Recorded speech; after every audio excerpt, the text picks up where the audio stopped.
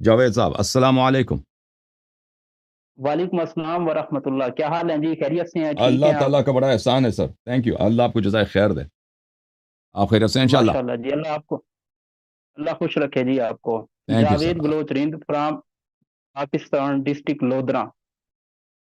अल्लाह आपको सलाम थी। लोधरा कहाँ पड़ता है, किस सूबे में? लोधरा है पंजाब, साउथ पंजाब में। अच्छी बात है, अल्लाह आपको सलाम थी। बहुत कॉल करने का बड़ा शुक्रिया, ज़रा नवाजी फरमाया आपने। हुक्म वेलकम जी, करें। वेलकम।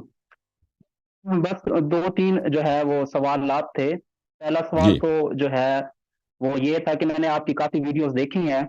तो जी सर। हमारे जो मतलब उलमाए कराम हैं, वो हमें कहते हैं कि आप इन मुसाजरात मतलब सहाबा में ना पढ़ें। इस चीज से आप अखज क्या करना चाहते हैं कि आप जो है बार बार इस तरह के मतलब सवाल लेके आते हैं, मेरे बारे में कहते हैं कि हम्म, आप क्या अखज क्या करना चाहते हैं इन सवालात से। पहला सवाल तो ये है। और जी दूसरा सवाल ये है, वो कहते हैं कि आप जो है असहाबे कराम असहाबे कराम की नीयत में शक नहीं करना चाहिए आपको। जी हो सकता है कि उनसे इज्तिहादी खता हुई हो, जैसे जो है जी हजरत अबू बकर सदीक रजी अल्लाह तआला अन्हो, हजरत उमर फारूक, हजरत उस्मान गनी।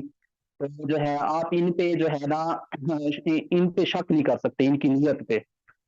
और जो है एक मैं आपकी वीडियो देख रहा था सर, तो जी उसमें जो है आपने कहा है कि जो मतलब आपका ईमान है वो सॉरी मतलब जो सहाबे कराम मतलब हजरत उमर फारूक, हजरत सदीक अकबर और हजरत अम्मा आयशा का जो मतलब कुरान पे ईमान है, हमारा भी वही है। तो तो मैं कुरान मजीद में जावेद भाई एक एक करके जवाब देते हैं ना, उन एक बात सवालों का दूसरे से रब्त नहीं। मैं जो पहले सवाल आपने किया था ना, फिर कुरान के मुतल्लिक़ आते हैं, उसका मैं जवाब दे दूं ठीक है। फिर। ठीक है ना? जी तो जी जी अब जी। सहाबा के मुतल्लिक़ हम उनके अयूब बयान करते हैं, उसका वजह क्या है? देखें मेरे अजीज़ मेरे भाई, इसमें तो शक नहीं है कि अल्लाह ताला ने हज़रत रसालत पनाह सल्लल्लाहु अलैहि वसल्लम से अफजल कोई इंसान खल्क नहीं किया। सही है? वो अफजल हैं तमाम इंसानों से। अना सय्यिदु वुल्द आदम, मैं तमाम बनी आदम का सैयद व सालार हूँ सल्लल्लाहु अलैहि वसल्लम। सब अनबिया से वो अफजल हैं। फिर हम शियों का अकीदा है कि वो मलाइका से भी अफजल हैं, और जमात मुखालिफिन के बहुत सारे उलमा का भी अकीदा है कि वो मलाइका से भी अफजल हैं, यानी तमाम मखलूक़ात से अफजल हैं। इल्म में, इस्मत में, अल्लाह के क़ुर्ब में, खिसाल नफसानिया में। जब रसूल सल्लल्लाहु अलैहि वसल्लम सबसे अफजल हैं, उनके बाद बिल्कुल। जानशिनी का मकाम है। ठीक है ना? ये कोई छोटा मकाम नहीं है। जो सीट रसूल सल्लल्लाहु अलैहि वसल्लम की खिलाफत का, खिलाफत यानी जानिशिनी, यानी उनकी सीट पर बैठकर जो फ़राइज़ वो अंजाम देते थे, इरशाद का, हिदायत का, इमामत का, अम्र नही का, वही उसके बाद, उनके बाद उनका खलीफा, उनका जानिशीन अदा करेगा। ठीक है ना? अब यहां इस जी मसले जी। पे इख्तिलाफ है मुसलमानों में, तो उनके बाद उनका जानिशीन कौन है? सही है? तो हम जी जी। असहाब के, बल्कि बिलखुसूस खुलफा के उयूब क्यों बयान करते हैं? इसलिए बयान करते हैं कि मकाम इतना अजीम है कि ये हर आदमी इसका मुस्तहक नहीं है। रसूल सल्लल्लाहु अलैहि वसल्लम की जानशीनी का जो खुद उनसे इससे बड़ा इस्लाम में इससे बड़ा मकाम है ही नहीं। रसालत पनाह सल्लल्लाहु अलैहि वसल्लम के बाद उनकी जानशीनी का कोई इसके बाद इससे बड़ा मकाम है ही नहीं। ये सबसे अफजल है, सबसे अशरफ है, क्योंकि आप किसके सीट पे बैठते हैं? सैयद कायनात सल्लल्लाहु अलैहि वसल्लम, खत्म रसूल सैयदुल मुरसलीन सल्लल्लाहु अलैहि वसल्लम की सीट पे बैठते हैं। अच्छा, इस सीट पे बैठने की अगर हम साबित करते हैं कि जिन लोगों को मुसलमान ने सियासत के बिना पर खलीफा बनाया है, वो ऐसे लोग थे कि इल्म के लिहाज से, तकवा के लिहाज से, खौफ इलाही के लिहाज से, हर लिहाज से बहुत ही एक आम मुसलमान से भी पाइंतर थे। तो उसका फायदा क्या है? उसका उसका नुक्ता क्या? उसका नुक्ता यह है कि उनकी इमामत खिलाफत बातिल है, गस्ब है, नहीं हो सकता। एक ऐसा शख्स जो भाई उससे ऐसे काम सादर हुए हैं जो सब मुस्लिमीन का इजमा है ये फिस्क है, या सब मुस्लिमीन का इजमा है कि ये काम कुफर है, और एक नहीं कई ऐसे काम साबित हुए, तो लाजमी बात है वो अहलियत नहीं रखता। जैसे अगर मैं डॉक्टर नहीं हूं, मैं कराची के सबसे बड़े हॉस्पिटल में मैं न्यूरो सर्जन नहीं बन सकता न्यूरो सर्जन। अगर मुझे इंग्लिश नहीं आती तो मैं पाकिस्तान के सबसे बड़े यूनिवर्सिटी में वहां पे इंग्लिश डिपार्टमेंट का डीन मैं नहीं बन सकता। अहलियत ही नहीं है। डीन चला गया, आप मुझे लेके आओ, मुझे पंजाबी के अलावा कोई जबान आती नहीं है। تو عرض یہ ہے میرے عزیز، تو اس سے یہ قدیم الایام، یہ بہت واضح ہے کہ ایک مقام کا، جب دیکھیں استدلال کی وجہ بہت واضح ہے کہ ایک مقام ہے، اس کے لیے ایک اہلیت چاہیے. ہم ثابت کرتے ہیں کہ اس شخص میں اہلیت نہیں ہے، اس شخص میں اہلیت نہیں ہے، تو اس کا فائدہ کیا ہے؟ اس کا فائدہ یہ ہے کہ مسلمانوں کو روشنی پیدا ہو جاتی ہے اور اختلافات ختم ہوتے ہیں. اختلافات کیسے ختم ہوں گے؟ کہ مسلمانوں کو جب پتہ، کیونکہ یہ اختلافات کا جڑ ہے مسلمانوں میں، مسئلہ امامت، مسئلہ خلافت، جب پتہ چل جائے گا کہ ایک طرف نفس النبی صلی اللہ علیہ وآلہ وسلم ہے، امیر المؤمنین علیہ السلام کو قرآن پاک نے فرمایا وَأَنفُسَنَا وَأَنفُسَكُمْ، نفس النبی صلی اللہ علیہ وآلہ وسلم. مصنف ابن ابی شیبہ دوسری کتابوں میں صحیح سند کے ساتھ مروی ہے رسالت پناہ صلی اللہ علیہ وآلہ وسلم سے کہ رسول اللہ صلی اللہ علیہ وسلم نے فرمایا علی علیہ السلام کھنفسی، علی علیہ السلام میرے نفس جیسے، مجھ جیسے ہیں. اچھا، ایک وہ ہے انت منی بمنزلت ہارون من موسیٰ، یہ بھی ہارون بالکل موسیٰ کی طرح ہے. ہارون عصمت میں، ہارون علم میں، ہارون قرب الہی میں بالکل موسیٰ علیہ السلام جیسے تھے. تو ایک وہ ہے جو شیعوں کا عقیدہ ہے کہ نبی صلی اللہ علیہ وسلم کے بعد انہی جیسا معصوم، انہی جیسا پاک، انہی جیسا متقی، انہی جیسا اللہ کا پیارا ہی خلیفہ ہے. دوسری طرف ایسے کینڈیڈیٹس کو لایا جاتا ہے کہ ان سے ایسے اعمال سرزد ہوتے ہیں کہ عام مسلمان سے کبھی سرزد نہیں ہوگا. ٹھیک ہے نا؟ یہ اس کا فائدہ یہ ہے. اور پھر ان کا یہ کہنا کہ آپ صحابہ پہ شک نہیں کر سکتے. بھائی جب ابھی کل میری تقریر کو سن لیں، کل والی میری تقریر میں نے 1.5 یا 1 گھنٹے یا 1.25 گھنٹے، پتہ نہیں، مجھے یاد نہیں ہے، میں نے تقریر کیا تھا احد سے فرار ہونے میں. اللہ تعالیٰ نے احد سے فرار ہونے والوں کو کیا کیا کہا ہے؟ کیا کہا ہے؟ منافق بولا ہے. اللہ تعالیٰ نے ان کو کافر بولا ہے، ظالم بولا میں ان سے محبت نہیں کرتا.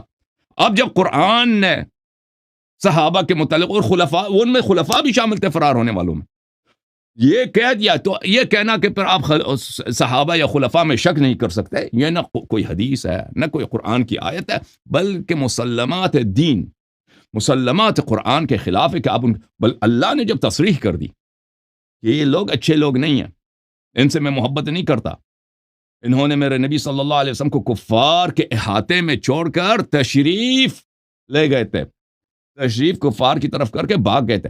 تو یہ جب اللہ نے کہہ دیا میں تو مسلمان ہوں، میں تو، آپ بھی مسلمان ہیں، سب مسلمان ہیں، ہمارا فریضہ ہے کہ اللہ کی بات کی تصدیق کریں. جو اللہ کی بات کی تصدیق نہیں کرتا وہ تو ہے ہی مسلمان ہی نہیں. جی سر، مزید بولیں. اچھا، مزید یہ تھا کہ جو ہے نا، آپ کی میں ویڈیو دیکھ رہا تھا تو اس میں آپ کہہ رہے تھے کہ جو حضرت ابو بکر صدیق اور حضرت عمر فاروق، حضرت عثمان غنی اور اما عائشہ کا ایمان ہے قرآن پہ، کہ جیسے جو ہے نا آپ نے اس میں وہ دکھائی، روایات بھی دکھائیں کہ قرآن کو جو ہے بکری کھا گئی یا اس طرح کی، مطلب جو بھی ہے. تو جو ہے تو اس میں جو ہے قرآن خود کہتا ہے کہ اللہ تعالیٰ نے فرمایا ہے کہ یہ میری ہی کتاب ہے اور اس کا ذمہ بھی میں نے خود لیا ہے. تو آیا کہ پھر تو جو ہے نعوذ باللہ ہم اللہ پہ جو ہے ایک وہ کر رہی ہیں، خدا نخواستہ بہتان لگا رہی ہیں کہ اللہ نے کتاب نازل فرمائی اور اس کی جو ہے نعوذ باللہ حفاظت بھی نہیں رکھ سکے. یہ ایک سوال تھا. تو بھائی صاحب، آپ کو پتہ ہے کہ قرآن اللہ کی پہلی کتاب نہیں ہے. قرآن سے پہلے بھی اللہ نے کئی کتابیں بھیجی تھی نا. اس میں تو ہمارا تو ایمان ہے کہ جس طرح قرآن پہ عقیدہ واجب ہے، اسی طرح تورات پہ بھی واجب ہے. ہم تورات کے منکر نہیں، تورات اللہ کا کلام ہے، مقدس ہے، جو اصلی تورات ہے. انجیل اللہ کا کلام ہے. ہم مسلمانوں جس طرح قرآن کی تقدیس کرتے ہیں، قرآن پہ ایمان رکھتے ہیں، حضرت عیسیٰ علیہ السلام پہ وحی پر بھی ایمان رکھتے ہیں. نہیں رکھتے بھائی؟ رکھتے ہیں نا. حضرت ابراہیم علیہ السلام پر، باقی انبیاء پہ جو کتب نازل ہوئے وہ بھی اللہ کی جانب سے تھی، اور سب کو پتہ ہے کہ ان کتابوں میں کمی بیشی کر دی گئی ہے کہ نہیں بھائی؟ تو یہ کہنا کہ اللہ کی جانب سے اگر کتاب ہے تو اللہ تعالیٰ نے، یہ اللہ تعالیٰ کی الوہیت پہ، اللہ تعالیٰ کے ربوبیت پہ، اللہ تعالیٰ کے خدائی پہ عیب آئے گا کہ اگر کسی نے اس کے کتاب کو چینج کیا ہے. یہ بالکل غلط بات ہے، کیونکہ وہ بھی اللہ کی کتابیں تھیں. جہاں تک اس آیت کا تعلق ہے، انا نحن نزلنا الذکر وانا له لحافظون، یہ آیت دیکھیں، اس آیت میں اختلاف ہے. یہ ایک قول ہے کہ ہم نے ذکر کو نازل کیا ہے اور ہم اس ذکر کی حفاظت کریں گے، اور اس ذکر سے مراد کیا ہے؟ قرآن ہے. یہ ایک قول ہے، اس میں دوسرے اقوال بھی موجود ہیں. دوسرا قول کیا ہے کہ انا نحن نزلنا الذکر وانا له لحافظون، ہم نے اس ذکر کو نازل کیا ہے اور ہم نبی صلی اللہ علیہ وسلم کی محافظت کریں گے. ٹھیک ہے نا، نبی واللہ یعصمک من الناس. اور تیسرا قول یہ ہے کہ انا نحن نزل، یہ نبوت، اس سے مراد نبوت ہے اور ہم نبوت کی حفاظت کریں. تو یہ آیا اور کوئی حدیث نہیں ہے بھائی میرے بھائی اس کے متعلق کہ کسی پیغمبر نے کہا، ہمارے نبی صلی اللہ علیہ وسلم نے کہا ہو یا کسی صحابی نے کہا ہو کہ انا نحن نزلنا الذکر وانا له لحافظون. اس سے کیا مراد ہے؟ قرآن مراد ہے. ٹھیک ہے نا کہ اللہ قرآن، یہ کوئی حدیث نہیں، یہ علماء کے اجتہادات ہیں. اس آیت کے متعلق 3 مختلف اجتہاد ہیں. ایک اجتہاد کو مشہور کرایا گیا ہے، دوسروں کو دبایا گیا ہے. تو یہاں پر یہ آیا کیا ہو جاتا ہے؟ مبہم، متشابہ بن جاتا ہے، صریح ہے ہی نہیں، صریح ہے ہی نہیں. اور اس طرح کوئی قاعدہ نہیں ہے کہ اللہ تعالیٰ نے اگر کوئی کتاب نازل کی حتماً اس کی حفاظت بھی کرے گا. ٹھیک ہے نا. اور اس کے علاوہ دیکھیں جی صحابہ، آپ بخاری میں جمع قرآن کے ابواب کو دیکھیں. ابو بکر صاحب جب خلیفہ بنے تھے تو عمر صاحب ان کے پاس آئے، انہوں نے کہا کہ قرآن بھائی بہت سارے قاری مارے گئے، آپ قرآن کو جمع کریں وَإِلَّا قرآن ضائع ہو جائے گا. تو ابو جی بکر بالکل. صاحب نے ان کے مقابلے میں یہ اس آیت کو نہیں تلاوت کیا تھا کہ بھائی اللہ کو تو قرآن کا تو اللہ نے ذمہ لیا، ہماری کیا ہے؟ اس نے کہا تھا کہ جب نبی صلی اللہ علیہ وسلم نے اس کام کو انجام نہیں دیا تو میں کیسے انجام دوں؟ ٹھیک ہے نا، ٹھیک ہے نا. اگر اس طرح کوئی، آپ خود جی کہتے ہیں کہ ابو بکر سب سے عالم ہے، پھر عمر اس سے سب سے عالم ہے. یہ ابو بکر 2 عالمین، 2 سب سے عالم، سب سے افقہ، ان کو نہیں پتا تھا. عمر صاحب کو پتا ہونا چاہیے تھا کہ قرآن کی تو اللہ نے ذمہ داری لی ہے نا کہ اللہ حفاظت کرے گا. قاری مر جائے، مرنے سے کیا ہوتا ہے؟ اللہ نے جب ذمہ داری لی ہے وہ خود حفاظت کرے گا. یا مثلا عمر صاحب اس کو سنا دیتا ہے کہ تم اس آیت کو کیوں بھول گئے. پھر انہوں نے زید ابن ثابت کو بلایا کہ تم قرآن کو جمع کرو. زید ابن ثابت نے بھی یہ نہیں کہا کہ اللہ نے ذمہ داری لی ہے، جمع کرنے کی ضرورت ہی کیا ہے. زید ابن ثابت نے کہا کہ نبی صلی اللہ علیہ وسلم نے یہ کام انجام نہیں دیا تو ہم کیوں انجام دیں. ٹھیک ہے نا. پھر اتنے بولتے رہے جی کہ اس کو منا لیا ان لوگوں نے. ٹھیک ہے نا بھائی. پھر اس کے علاوہ جی صحابہ کے اتنے اقوال ہیں اس مسئلے پر. دیکھیں جی، جناب عائشہ کا، جناب عمر کا، عبداللہ ابن مسعود کا، ابی ابن کعب کا، عبداللہ ابن عباس کا. یہ بہت بڑے بڑے لوگ ہیں، یہ تو گمنام صحابت تو ہے نہیں. ان کے اقوال ہیں کہ مثلا قرآن سے آیات کی کمی ہوئی ہے، صریح آیا، اور روایات 1-2 نہیں، متواتر ہیں، بہت زیادہ ہیں. اس کے مقابلے میں جو علماء کہتے ہیں قرآن میں کمی نہیں ہوئی، ان سے دلیل اگر مانگتے ہیں ان کے پاس دلیل کچھ بھی نہیں. کہتے ہیں یہی ہے انا نحن نزلنا الذکر والی آیت ہے نا، اس کے متعلق ہم نے بات کر لی. دوسرا کیا کہتا ہے؟ اجماع ہے. بھائی کوئی اجماع نہیں ہے. یہ کیسا اجماع ہے کہ عمر اس کا مخالف ہے؟ یہ کیسا اجماع ہے کہ ابی ابن کعب اس کا مخالف ہے؟ یہ کیسا اجماع ہے کہ یہ اس امت میں سے نہیں ہے؟ بھائی یہ مسلمان نہیں تھے، عبداللہ ابن مسعود مسلمان نہیں تھے، عائشہ مسلمان نہیں تھی. یہ جو بانگ دہل کہہ رہے ہیں کہ قرآن میں کمی ہوئی ہے، عثمان ابن عفان خود کہتا ہے جس نے قرآن جمع کیا تھا. بہرحال یہ لوگ جب اس اجماع کے مخالف ہیں تو اسے پتہ چلتا کہ یہ اجماع بھی ایک جھوٹی اجماع، اس اجماع کی کوئی حقیقت ہی نہیں ہے کہ سب لوگوں کا.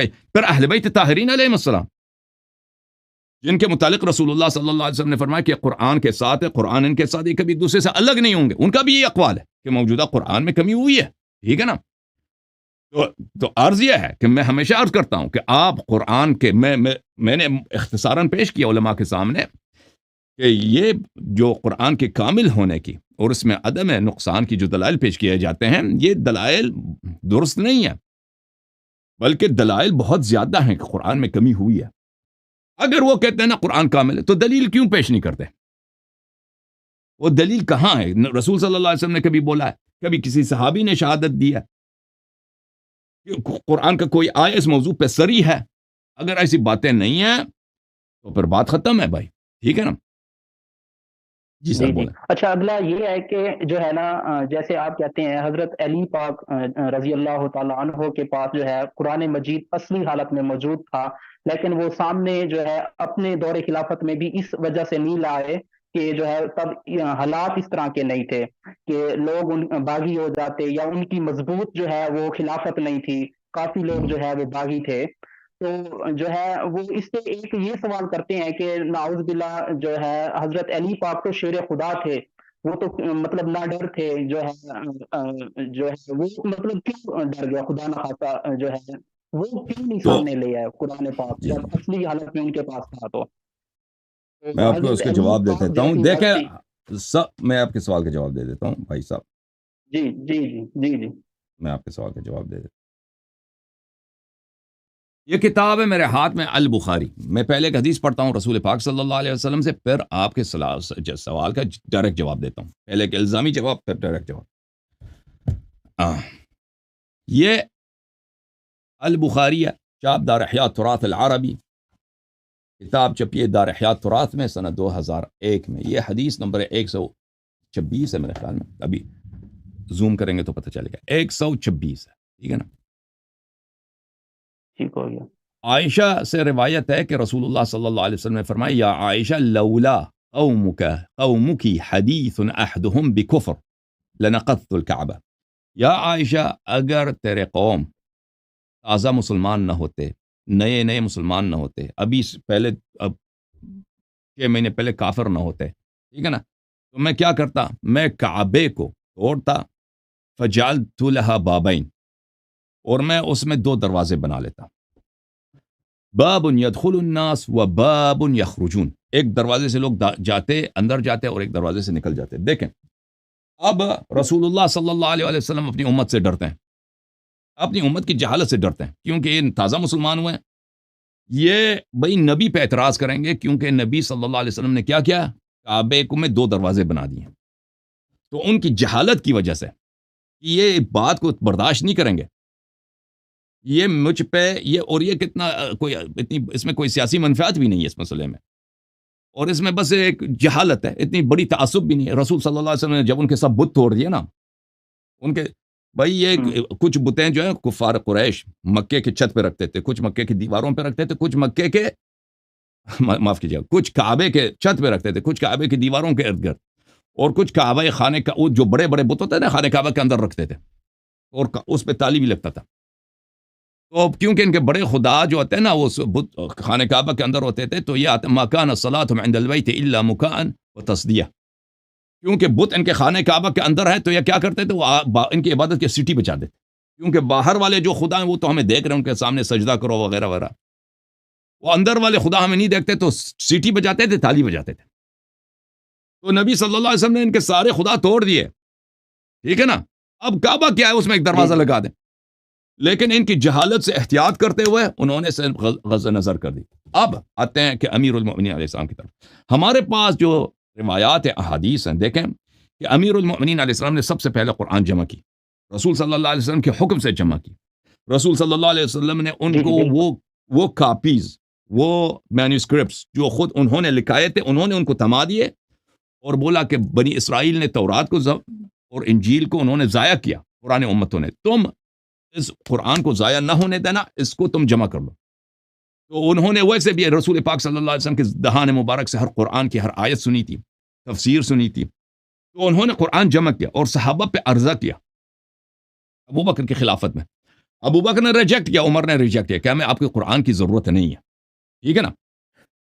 یہ قرآن ان لوگوں نے کیوں ریجیکٹ کیا تھا، ان لوگوں نے کیوں ریجیکٹ کیا؟ دیکھیں اس کی وجہ یہ ہے کہ اس رسول پاک صلی اللہ علیہ وسلم پہ جو وحی آئی تھی اس میں ایسی باتیں تھیں، بعض لوگوں کے نام تھے اور بعض لوگوں کے اوصاف تھے کہ ان سے ان کی جو موجودہ خلافت تھی اس زمانے میں وہ اس کی بطلان واضح ہو جاتا. اور اہل بیت علیہم الصلاۃ والسلام کے اتنے اوصاف و صفات تھے کہ وہاں پر ان کی امامت کا انکار ناممکن ہو جاتا.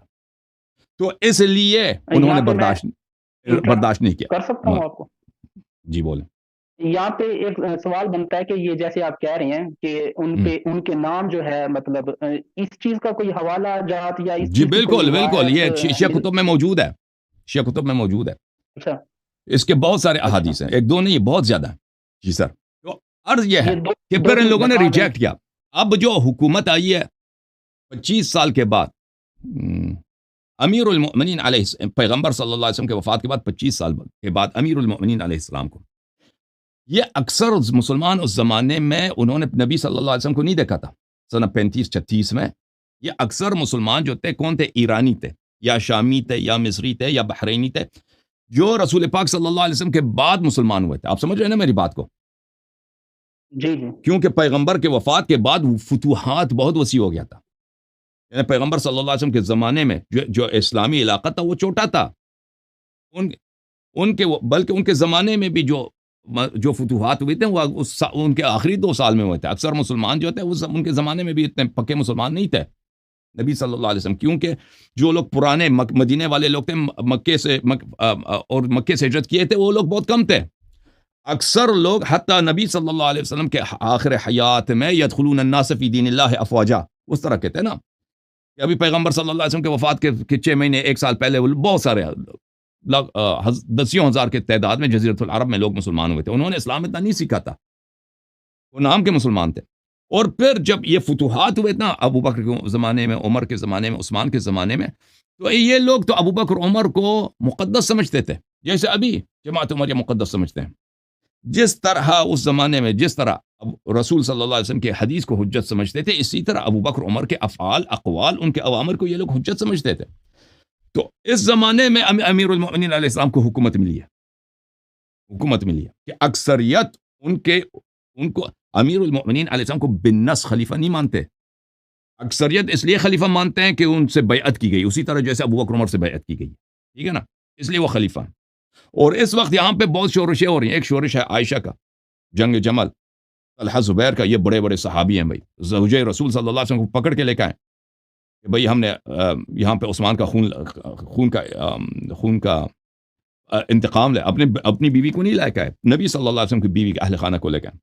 پھر وہاں پہ معاویہ کا شورش ہے، خوارج کا شورش ہے. تو اس حالت میں میرے بھائی اگر امیر المؤمنین علیہ الصلوۃ والسلام اس کے مقابلے میں یہ بھی لے کے آتے کہ بھئی دیکھو قرآن میں لکھا ہے کہ ابو بکر عمر کافر تھے، یہ فلانی کافر تھے، اور میرا مقام جو ہے کچھ اور ہے، تو وہ اس کا وقت ہی نہیں تھا، سمجھ میں. تو اسی لیے جب امیر المؤمنین علیہ الصلوۃ والسلام قرآن کو لے کے آئے نا صحابہ کے لیے، وفات رسول صلی اللہ علیہ وسلم کے بعد جب انہوں نے قرآن جمع کیا تھا صحابہ کے لیے قرآن کو لے کے آئے، تو صحابہ نے ریجیکٹ کیا کہ ہمیں نہیں چاہیے. تو انہوں نے فرمایا تھا اب میں اس قرآن کو لے کے جاؤں گا، تم نہیں مانتے تو اس کو کبھی کوئی نہیں دیکھے گا. میرے فرزند 12ویں امام عصر علیہ الصلوۃ والسلام، امام مہدی علیہ السلام کی ظہور تک کوئی نہیں دیکھے گا اس کو، نہیں، کیونکہ ایسے حالات کبھی پیش نہیں آئیں گے، ایسے حالات کبھی پیش. اگر امیر المؤمنین علیہ السلام کوفہ میں، دیکھیں کوفہ میں انہوں نے تراویح پہ پابندی لگانا چاہا، لوگوں نے نہیں مانا. ان کا دارالخلافہ کہاں ہے؟ کوفہ ہے. کوفہ میں تراویح ہوتی ہے. انہوں نے امام حسن مجتبی علیہ السلام سے فرمایا کہ جاؤ لوگوں میں اعلان کرو کہ ماہ رمضان میں نوافل کو تم جماعت کے ساتھ پڑھتے ہیں، یعنی صلاۃ تراویح، یہ بدعت ہے. ان کے خلاف ان کی اپنی فوج نے نعرہ بازی شروع کر دی اور کہہ دیا کہ یہ عمر کی سنت کو منع کر رہے ہیں. واہ عمرہ، دیکھو زمانہ یہ ہو گیا، لوگوں دیکھو کہ خلیفہ جو مدینہ سے آئے یہ عمر کی سنت کو منع کر رہا ہے، ہمیں نماز پڑھنے سے منع کر رہا ہے. تو امیر المؤمنین صاحب خود فرماتے ہیں کہ مجھے ڈر ہوا کہ میری ہی فوج میرے خلاف تلوار نکالے گی، تو میں نے اعلان کرا دیا کہ پڑھنے دو بھائی، جو پڑھنا چاہتا ہے پڑھ لے. جب وہ ایک تراویح کو منع نہیں کر سکتے اس لیے کہ عمر کی سنت ہے، وہ قرآن کی اگر آیہ بھی لے کے آتے نا کہ عمر جو ہے جی اس کا کردار کیا ہے، کردار اس کا ریجیکٹڈ ہے، کردار اس کا صحیح نہیں ہے. اللہ نے قرآن میں بولا، اس کا نام لے کے بولا. وہ ابو بکر اسی طرح، یہ لوگ اگر اس طرح کوئی بات ہوتی تو لوگ نہ صرف ان کے خلاف، ان کے اپنے فوج والے ان کو ہاتھ باندھ کر معاویہ کے تسلیم کر دیتے. تو ان کے سامنے رسول پاک صلی اللہ علیہ وسلم کی سنت ہے، جیسے رسول پاک صلی اللہ علیہ وسلم اپنی امت کی جہالت کی وجہ سے کعبہ کیوں نہیں چیرتے بھائی، اپنی امت کی، اپنی اصحاب، سب صحابت ہے، امت اس وقت سب صحابت ہے بھائی، ان کی جہالت کی وجہ سے، ان کے بے جا تعصب کی وجہ سے کعبے کو نہیں چیرتے، ٹھیک ہے نا. تو اسی لیے امیر المؤمنین علیہ الصلوۃ والسلام جب لوگ لا یکلف اللہ نفس، قرآن کی آیت ہے، لا یکلف اللہ نفسا الا وسعها. نبی صلی اللہ علیہ وسلم پوری جو قرآن ہے نا، وہ یہ ایک دفعہ شریعت نہیں لے کے آئے، تدریجاً لے کے آئے. اگر شروع ہی سے نبی صلی اللہ علیہ وسلم سب احکام پہلے ہی دن لے کے آتے، شاید کوئی مسلمان نہ بنتا. امیر المؤمنین علیہ الصلوۃ والسلام نے بھی رسول پاک صلی اللہ علیہ وآلہ وسلم سے تدریج سے سیکھا ہے. اگر ان کی حکومت چلتی 20 سال 25 سال 30 سال چلتی نا، تو ضرور وہ بہت دنیا کے حالات مختلف ہوتے، خاکہ مختلف ہوتا، اور پھر مقدرات ہی تبدیل ہو جاتے. لیکن اس امت نے کبھی ان کو قبول نہیں کیا، امت نے ہمیشہ ان کے دشمنوں کا ساتھ دیا، پھر امت نے ان کو شہید کر دیا. اور لا یکلف اللہ نفسا الا وسعها، اگر ایک چیز کا ضرر زیادہ ہے، اس کا فائدہ کم ہے، تو پھر پھر اور آپ اس کام کو انجام نہیں دے سکتے، تو پھر اس میں اللہ کا حکم یہی ہے کہ اس کو آپ نہ چڑھیں۔ اور پھر امیر المومنین علیہ السلام نے سے طلحہ نے جب پوچھا نا حکومت عثمان میں کہ آپ وہ قرآن آپ کے پاس ہے، اس کو آپ ظاہر کیوں نہیں کرتے، تو امیر المومنین علیہ السلام نے اس سے یہی فرمایا کہ جو قرآن تمہارے ہاتھ میں موجودہ قرآن، یہ بھی قرآن ہے، اس میں ہمارے حجج کافی ہیں، وہ جو ہدایت چاہتا ہے اس قرآن میں ہے، موجودہ قرآن میں ہے، جو حجج بہت ہے، اہل بیت علیہ السلام کا حق اس میں ثابت ہے، ہدایت ہے، لیکن بعض چیزیں ہیں کہ ابھی اس کو ظاہر کرنے کا وقت نہیں آیا، ٹھیک ہے نا۔ انہوں نے اس لیے ظاہر نہیں کیا کہ وہ نہیں چاہتے لوگوں کی ہدایت ہو، ظاہر کرتے بھی تو وہ خود ان کے اہل خانہ سب شہید ہو جاتے، اس کا نتیجہ یہ ہوتا۔ کربلا جو سنہ 61 ہجری میں امام حسین علیہ السلام کے ساتھ پیش آئے، یہ کربلا امیر المومنین علیہ السلام کے ساتھ کوفہ میں پیش آ جاتا اسی وقت۔ جی سر۔ اچھا، یہ آخری کوشچن ہے کہ جو جی جی۔ ہے وہ آگے فدق والا جو معاملہ ہے وہ ہوں۔ قرآن کریم میں بھی ہے کہ صحابہ کرام نے جو ہے گھوڑے دوڑا کے جو ہے مطلب یہ چیز، یہ پراپرٹی مطلب نہیں وہ گین کی، یہ گاڈ گفٹیڈ ہے، اور یہ ہمارے پیغمبر صلی اللہ علیہ وآلہ وسلم کو ہم نے مطلب ان کی پراپرٹی ہے، تو وہ واقعی مطلب جو ہے وہ میراث بنتی تھی۔ تو جو ہے جیسے حضرت ابو بکر صدیق رضی اللہ تعالیٰ عنہ نے نہیں دی اپنے دور خلافت میں، تو حضرت علی کا بھی تو دور آیا، حضرت علی رضی اللہ تعالیٰ عنہ جو ہے وہ دے دیتے، وہ جو ہے نا مطلب باغ فدق کا معاملہ حل کر دیتے، تو انہوں نے کیوں نہیں کیا؟ یہ آخری کوشچن ہے۔ تو اس کے میں دو جواب دیتا ہوں، اس کے بہت سارے جواب بنتے ہیں۔ ایک جواب یہ ہے کہ ظالم اور مظلوم دونوں دنیا سے جا چکے تھے، جس کا حق بنتا تھا حضرت زہرا سلام اللہ علیہ شہید اللہ کے پاس گیا، وہ اللہ تعالیٰ امیر المؤمنین علیہ السلام سے بہتر حق دینے والا ہے، اور جس نے غصب کیا تھا ابو بکر عمر، وہ دونوں بھی اللہ کے پاس گئے، اور اللہ تعالیٰ کی عدالت میں چھوڑ دیا جائے، یہ ان کے لیے زیادہ بہتر ہے کہ ظالم بھی دنیا سے گیا ہے، مظلوم بھی دنیا سے گیا ہے، اور اللہ تعالیٰ ان کے درمیان آخرت، وہ سب سے بڑا عدالت ہو آخرت کا، وہ فیصلہ سنا دے۔ ایک بات جواب۔ دوسرا جواب یہ ہے میرے بھائی، میرے عزیز، کہ ان کے سامنے رسول پاک صلی اللہ علیہ وسلم کا اسوہ ہے۔ رسول پاک صلی اللہ علیہ وسلم کا گھر تھا مکہ مکرمہ میں، وہ رسول پاک صلی اللہ علیہ وسلم کرائے کے مکان میں نہیں رہتے تھے۔ رسول پاک صلی اللہ علیہ وسلم کی شادی ہوئی تھی حضرت خدیجہ کبریٰ سلام اللہ علیہ سے۔ خدیجہ کبریٰ سلام اللہ علیہ پورے قریش میں سب سے امیر شخص تھی، سب سے امیر عورت نہیں، سب سے امیر شخص تھی، لیکن پھر بھی گھر حضرت خدیجہ کا نہیں تھا، گھر ان کے دادا حضرت عبد المطلب علیہ السلام کا تھا۔ حضرت عبد المطلب علیہ السلام سے میراث میں حضرت عبداللہ علیہ الصلوۃ والسلام، اور ان کے ارث سے حضرت رسول صلی اللہ علیہ وآلہ وسلم کو ملی ہے، ٹھیک ہے نا۔ وہ اپنے گھر میں رہتے تھے۔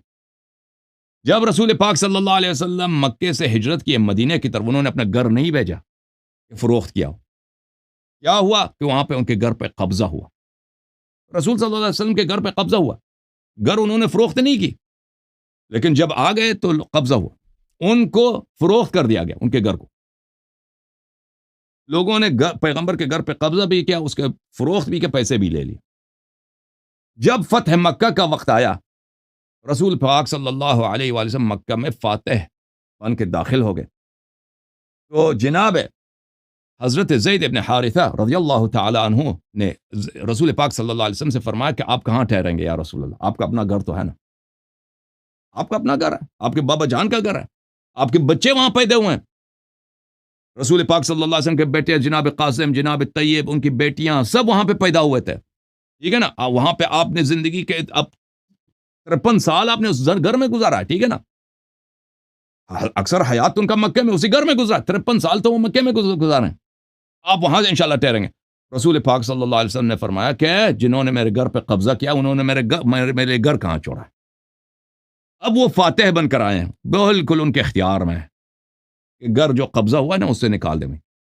حق بنتا ہے نا بھائی، اور حق بنتا نہیں بنتا، آپ مجھے بتائیں، کوئی ناجائز کسی بھی شریعت میں کوئی ناجائز کام تو نہیں ہے نا، اپنے گھر سے نکال دے میں کہ نکل جاؤ، یہ میری جائیداد ہے، بالکل حق بنتا ہے، لیکن انہوں نے ایسا نہیں کیا۔ جب وہ پاور میں ہیں تو انہوں نے ایسا نہیں کیا، وہ خود دوسری جگہ پہ ٹھہرے، خیمے لگا کے دوسری جگہ پہ، اپنے گھر پہ کبھی نہیں گئے۔ تو یہ ان کے رسول امیر المؤمنین علیہ السلام کے لیے رسول پاک صلی اللہ علیہ وسلم کا اسوہ ہے کہ جب انسان پاورفل ہو، انسان اقتدار میں آ جائے، تو اگر وہ اپنے حق سے درگزر ہو جائے تو وہ اس غصب کو ناغصب نہیں بناتا، اس چوری کو ناچوری نہیں بناتا، سمجھ رہے ہیں نا بات میری آپ؟ ٹھیک ہے نا؟ جی جی جی جی جی ان کے پاس رسول پاک جو جواب جماعت مخالفین کے علماء رسول پاک صلی اللہ علیہ وسلم کے اپنے گھر کو واپس نہ لینے سے دیتے ہیں، وہی جواب ہمارا ہے کہ امیر المومنین علیہ السلام نے فدق کیوں نہیں لیا۔ پھر اس کے علاوہ میرے بھائی، امیر المومنین علیہ الصلوۃ والسلام ایسے نہیں تھے کہ ان کی حکومت میں کوئی بات ہے ہی نہیں، وہ جیسے عمر کی حکومت ہے نا، ہر جگہ پہ ان کا قبضہ ہے، عمر صاحب کا کوئی ان کا مخالف نہیں ہے، ہر جگہ پہ اس کے افواج اس کے سامنے تابع ہیں، گورنر اس کے تابع ہیں، کوئی شورش نہیں ہے۔ امیر المومنین علیہ السلام کے سامنے تو بہت شورش، سب شورشوں کا زمانہ تھا، یہود نصارہ شورش نہیں کر رہے تھے، خود مسلمان صحابہ، بڑے بڑے صحابہ، طلحہ، زبیر، عائشہ، عامر بن العاص، اللہ آپ کا بلا کرے، معاویہ ابن ابی سفیان، پھر خوارج، اور پھر اکثر صحابہ نے پھر آخر میں سائڈ چینج کی، انہوں نے جو لوگ امیر المومنین علیہ السلام کے ساتھ تھے وہ بھی معاویہ سے مل گئے، ٹھیک ہے نا؟ تو آخر میں بھی وہ جب شہید ہوئے تھے وہ جنگ کی تیاری کر رہے تھے معاویہ سے، ٹھیک ہے نا؟ تو ایسے حالات بھی نہیں تھے کہ وہ فارغ ہو گئے بھائی، کہ وہ بھائی اب فراغت ہوگی، حاصل ہو گئی ہے، ٹھیک ہے نا میرے بھائی؟ اللہ آپ کو جزائے خیر دے۔